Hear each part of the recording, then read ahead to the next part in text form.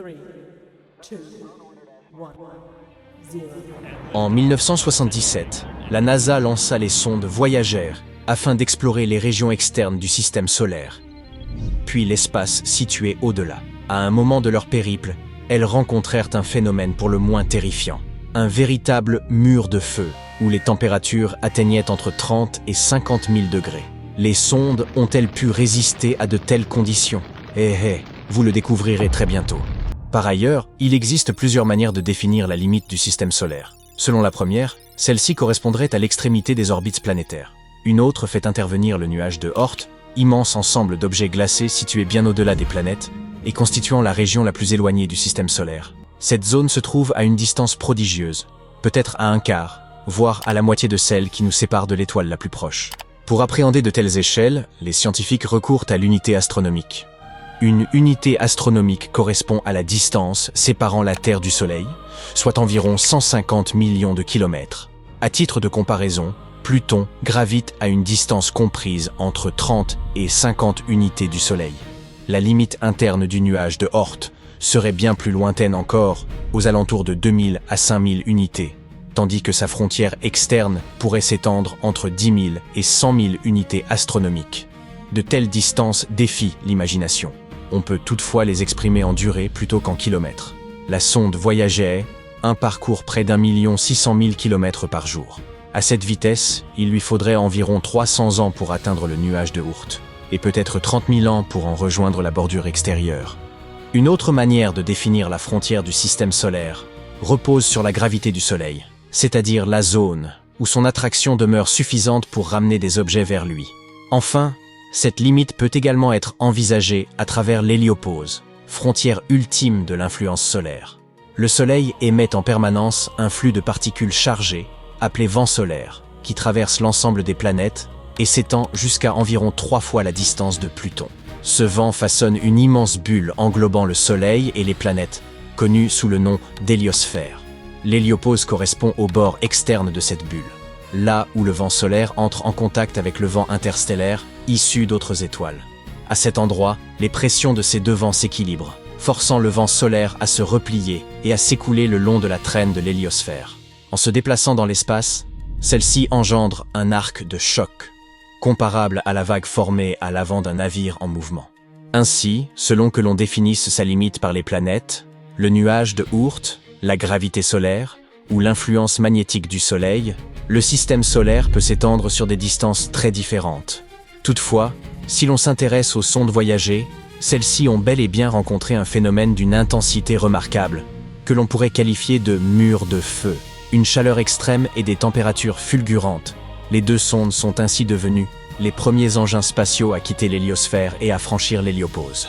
Avant que les sondes Voyager n'atteignent l'héliopause, les scientifiques ignoraient avec précision l'emplacement de cette frontière. Le fait que les deux engins l'aient traversé à des distances différentes a toutefois permis de confirmer certaines prévisions relatives à sa position. Les chercheurs supposaient en effet que la limite de l'héliosphère pouvait se déplacer en fonction des variations de l'activité solaire, à l'image d'un poumon qui se dilate et se contracte au rythme de la respiration. Le passage de Voyager 1 et de Voyager 2 à des distances distinctes correspondait pleinement à cette hypothèse.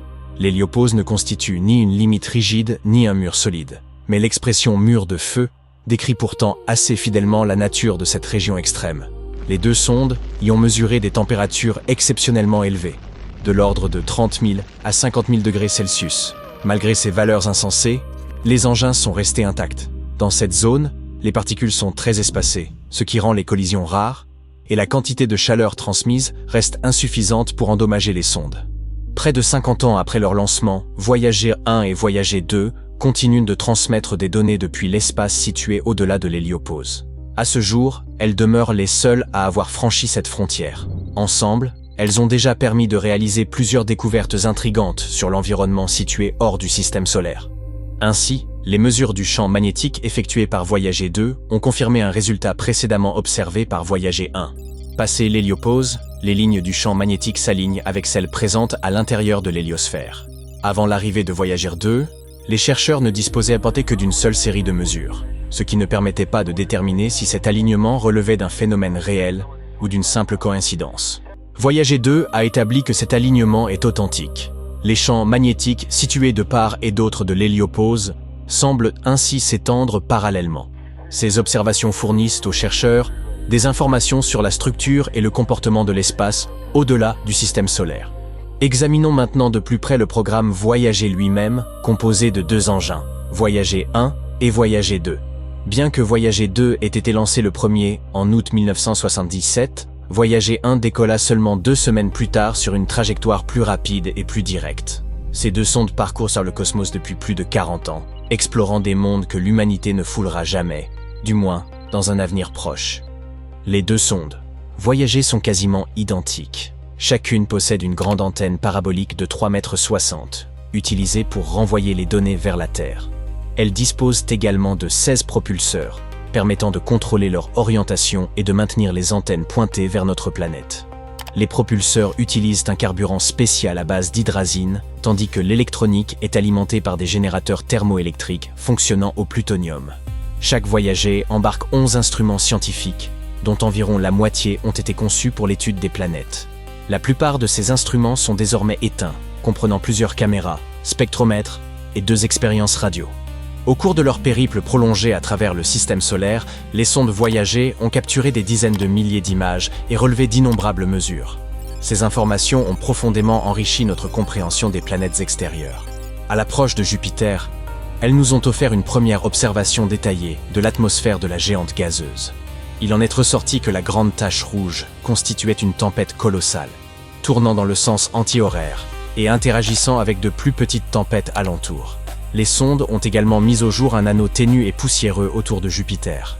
L'exploration de ces lunes révéla des volcans actifs sur Io, des formations linéaires sur Europe suggérant un océan dissimulé sous la glace, et confirma que Ganymède est la plus grande lune du système solaire, dépassant même Titan, satellite de Saturne. Les sondes poursuivirent ensuite en survolant Saturne. Elles analysèrent l'atmosphère de la planète et étudièrent en détail ses célèbres anneaux, mettant en évidence des lacunes et des ondulations toujours observables aujourd'hui. Voyager 1 parvint à percer l'épaisse brume de Titan et suggéra que cette lune pourrait abriter des hydrocarbures liquides à sa surface, hypothèse confirmée plus tard par d'autres missions. La sonde découvrit également 3 nouvelles lunes en orbite autour de Saturne: Atlas, Prométhée et Pandore. Après Saturne, Voyager 1 poursuivit sa route hors du système solaire, tandis que Voyager 2 se dirigea vers Uranus. Elle y découvrit 11 nouvelles lunes ainsi que 2 anneaux. La sonde observa aussi des caractéristiques inhabituelles, dont le champ magnétique singulier d'Uranus et une différence de température étonnamment faible entre son équateur et ses pôles. La dernière étape planétaire de Voyager 2 fut Neptune, atteinte 12 ans après son départ de la Terre. La sonde y identifia 6 petites lunes ainsi que des anneaux entourant la planète. Elle étudia l'atmosphère et le champ magnétique de Neptune et observa des manifestations volcaniques sur Triton, sa plus grande lune. Par la suite, Voyager 2 rejoignit Voyager 1 dans sa progression vers l'espace interstellaire. Voyager 1 y entra en août 2012, suivi par Voyager 2 en novembre 2018. Ces missions ont permis aux scientifiques d'estimer la limite de notre système solaire à environ 16 milliards de kilomètres du Soleil. Les sondes continuent encore aujourd'hui de transmettre des données sur cette région énigmatique. À noter qu'après ces visites planétaires, Voyager 1 a pris la célèbre photographie de la Terre, le point bleu pâle, depuis environ 5,9 milliards de kilomètres. Aujourd'hui, Voyager 1 se trouve à près de 25 milliards de kilomètres de la Terre, tandis que Voyager 2 en est à environ 21 milliards. Chaque sonde Voyager embarque un disque en or, conçu comme une capsule temporelle de la Terre à destination d'éventuelles civilisations extraterrestres. Leur face supérieure indique comment les lire, présente une carte situant la Terre et le schéma d'un atome d'hydrogène. Ces disques sont plaqués d'uranium, dont la désintégration peut servir à dater leur fabrication. Ils contiennent 115 images montrant la Terre, les humains, les animaux, les plantes et le système solaire, ainsi que des sons naturels comme le bruit des vagues et le chant des oiseaux, des salutations en 55 langues, des ondes cérébrales et un ensemble musical allant de Beethoven à Chuck Berry, en passant par des chants traditionnels.